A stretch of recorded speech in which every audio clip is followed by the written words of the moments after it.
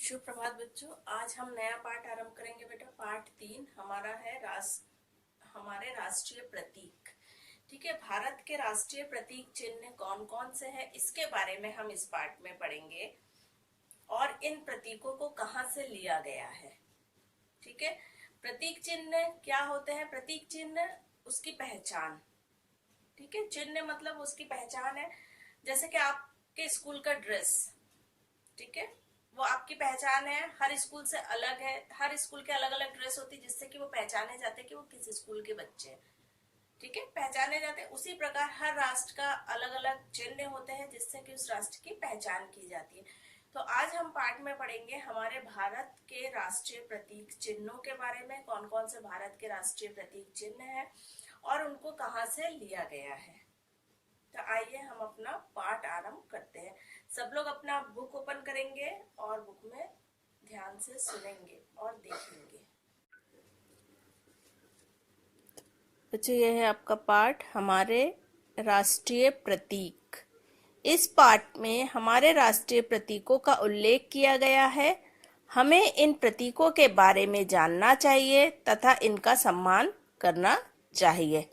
भारत एक स्वतंत्र राष्ट्र है। ठीक है, स्वतंत्र मतलब हम अपने तरीके से करते हैं, जो भी हमारे त्योहार है, जो सब है ना।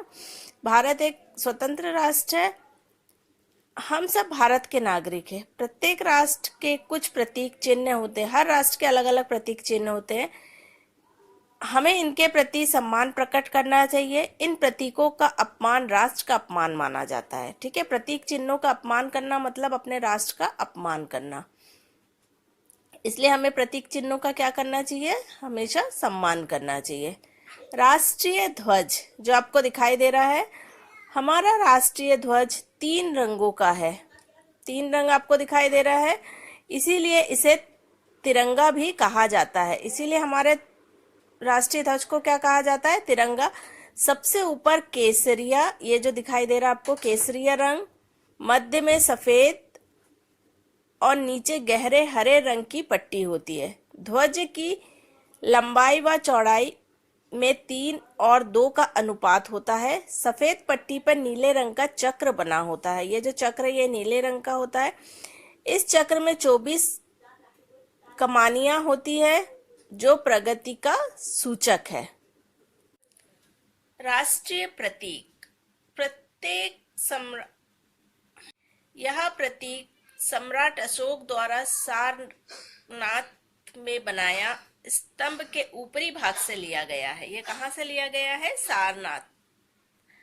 इसमें 4 सिंह हैं। देखो 3 हमें दिखाई दे रहे हैं, 1 2 3, चौथा इसके पीछे है। ठीक है, जो हमें दिखाई नहीं दे रहा है। इसमें 4 सिंह हैं जो पीठ मिलाकर खड़े हैं। चौथा सिंह पीछे होने के कारण सामने से दिखाई नहीं देता। इसके नीचे बीचों बीच एक चक्र बनाया गया है। इसके दाहिने और वृषभ और बाईं ओर घोड़ा अश्व है। इसके नीचे लिखा है सत्यमेव जयते। इसका अर्थ है सत्य की विजय होती है। ठीक है, यह है घोड़ा और यह है वृषभ और ये लिखा हुआ है सत्यमेव जयते। सत्यमेव जयते मतलब सत्य की सदा जय होती है। राष्ट्रीय पक्षी मोर, पावोक-स्ट्रेसस भारत का राष्ट्रीय पक्षी है। यह विश्व के सुंदर पक्षियों में से एक है। नर मोर विशेष सुंदर होता है। इसकी नीली गर्दन और छाती, लंबी पूंछ और रंग बिरंगे पंख इसे आकर्षक बना देते हैं। जिस समय नर मोर अपने पंख फैलाकर मादा मोर के सामने वर्षा काल में नृत्य करता है, मतलब नाचता है, तब यह दृश्य बड़ा मोहक होता है। आगे है राष्ट्रगान। जन गण मन हमारा राष्ट्रगान है। इसे नोबेल पुरस्कार विजेता श्री रविंद्रनाथ टैगोर ने लिखा था। 24 जनवरी 1950 को इसे राष्ट्रगान के रूप में स्वीकार किया गया था। इसकी अपनी धुन है। राष्ट्रीय धुन को बजाने में 52 सेकंड लगते हैं। मतलब जो हम जन गण मन गाना गाते हैं, इसको गाने में कितने सेकंड लगते हैं? 52 सेकंड। और किसने लिखा है? रविंद्रनाथ टैगोर ने। ये पिक्चर आपको दिखाई दे रही है, रविंद्रनाथ टैगोर की है। राष्ट्रीय गीत है वंदे मातरम। हमारा राष्ट्रीय गीत है, इसे बंकिम चंद्र चटर्जी ने लिखा था। स्वतंत्रता आंदोलन के समय यह गीत बहुत गाया जाता था। वंदे मातरम का नारा तो हर भारतवासी के मुख पर था। इसे प्रथम बार 1896 में कांग्रेस के अधिवेशन में गाया गया था। ये कौन है? बंकिम चंद्र चटर्जी, जिन्होंने वंदे मातरम गीत लिखा है। तो ये क्या है? हमारे राष्ट्रीय प्रतीक, जिसमें हमने पाठ में पढ़ा है राष्ट्रीय ध्वज, राष्ट्रीय प्रतीक, राष्ट्रीय पशु, राष्ट्रीय पक्षी, राष्ट्रीय गीत और राष्ट्रीय गान के बारे में।